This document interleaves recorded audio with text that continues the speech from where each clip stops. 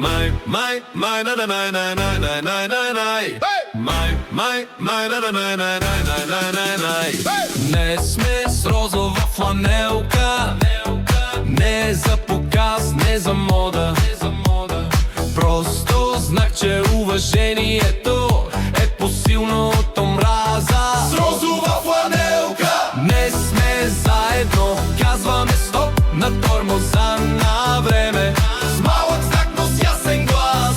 Уважението започва от нас. Една дума стига понекога, за да нарани човек. Затова избираме днес да внимаваме повече. В училище, в офиса навън, всеки иска да е приет.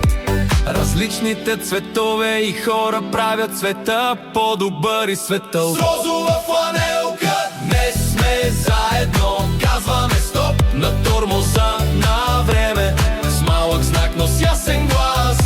Уважението започва от нас. Май, май, май, май, май, май. Не е нужно да си силен, за да бъдеш над другите. Истинската сила е да подадеш ръка. 26 февруари ни напомня, че избора е всеки ден. Розовата фланелка е знак, че доброто има смисъл. С розова фланелка